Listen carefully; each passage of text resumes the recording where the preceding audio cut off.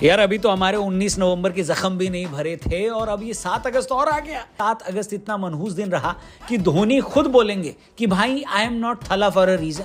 Cricket में series हार गए, ओलंपिक का जीता जिताया मेडल हाथ से निकल गया। पहले तो मुझे लगता था कि भारत की दुनिया में सबसे घटिया नियम डकवर्थ लुईस है, लेकिन कल जब विनेश फोगाट को ओलंपिक में डिस्क्वालीफाई किया गया और ये कहा गया कि मेडल मिलेगा ही नहीं, और तब मुझे समझ में आया कि भारत क्या दुनिया में और भी च से भूतिया नियम चल रहे हैं। चलो ये ठीक है कि फाइनल से पहले विनेश फोगाट का वजन 100 ग्राम ज्यादा निकल गया, लेकिन जो पहले मैच लड़ रहे थे वो तो नियम के दायरे में सही लड़ रहे थे ना। तो जो दिक्कत हुई वो फाइनल में हुई, तो फाइनल में रनर अप तो घोषित करो, सिल्वर मेडल तो दे दो। लेकिन ओलंपिक वाले तो पता नहीं कौन सा पदार्थ खाकर दुनिया से दूर रहते हैं। इस टाइम ऐसा लग रहा है कि वही पदार्थ हमें भी दे दो, क्योंकि यार सुबह ओलंपिक वाला झटका झेलने के बाद शाम को श्रीलंका से सीरीज हारने का झटका झेलना पड़ गया।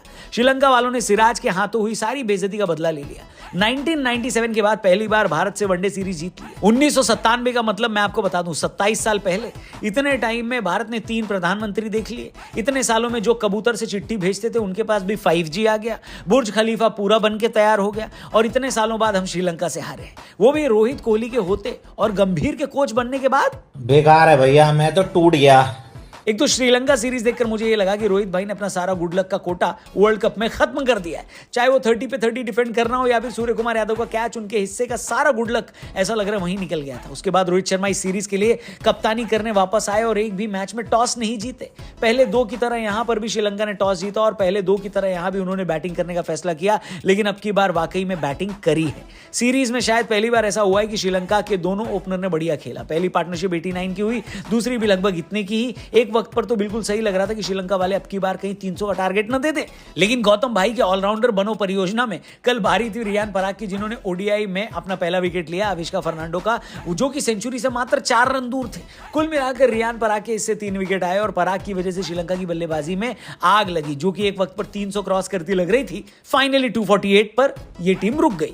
जवाब में एकदम वही हुआ जो अब तक होता है। रोहित शर्मा ने तेज शुरुआत दी, फिर श्रीलंका का अपने स्पिनर्स को लगा देना, और स्पिनर्स के आते ही हमारे हाथ पांव फूल जाना। क्या रोहित, क्या कोहली, क्या पंत, क्या अय्यर। स्पिनर्स आने के बाद सब इतनी तेजी से पवेलियन गए जितनी तेजी से फ्लाइट लैंड होने के बाद इंडिया में लोग खड़े होकर अपना बैग निकालने लगते हैं और एयर होस्टेस बोलती कि अभी बैठो, पर कोई सुनता ही नहीं है। इस तरीके से इंडिया में भी किसी ने फैंस की चीख पुकार नहीं सुनी। अब की बार तो हम 138 पर ही पैकअप हो गए। जी हां, श्रीलंका ने तीसरा मैच 110 रन से जीता और दिखा दिया कि वाकई हम सब गलत थे और इस टूर्नामेंट की बेहतर टीम वही थी। श्रीलंका की जीत का मतलब यह है कि साल 2024 में टीम इंडिया एक भी वनडे मैच नहीं जीतेगी, क्योंकि इस साल हमें सिर्फ 3 ही ओडीआई खेलने थे जो हम खेल चुके हैं श्रीलंका के खिलाफ। 2 हम लोग हार गए। इसका मतलब है कि इस साल अब एक भी ओडीआई मैच हम नहीं जीतेंगे। 2024 तीसरा ऐसा साल है जहां पर हम एक भी वनडे इंटरनेशनल मैच नहीं जीत रहे हैं। इसके अलावा 2 कौन से हैं, अगर आप बता सकते हो तो जरूर बताना। अगर सही सही बता दिया गुरु तो मान जाएंगे क्रिकेट के असली ज्ञाता आप ही हो, वरना ज्ञान पेलने को तो बहुत है भैया। ज्ञान पेलने से याद है, आपको क्या लगता है कि इंडिया की हार की वजह इस सीरीज में क्या रही? मेरे हिसाब से तो स्पिन को न खेल पाना। अगर ऐसा है तो आने वाले टाइम में चैंपियंस ट्रॉफी भी पाकिस्तान या एशिया में कहीं तो होगी, और सब जगह स्पिन फ्रेंडली विकेट रहते ही रहते हैं। फिर तो गंभीर परिणाम आने वाला है। क्यों गौतम भाई, क्या किया जाए? आप भी कमेंट करके बताना क्या करना चाहिए।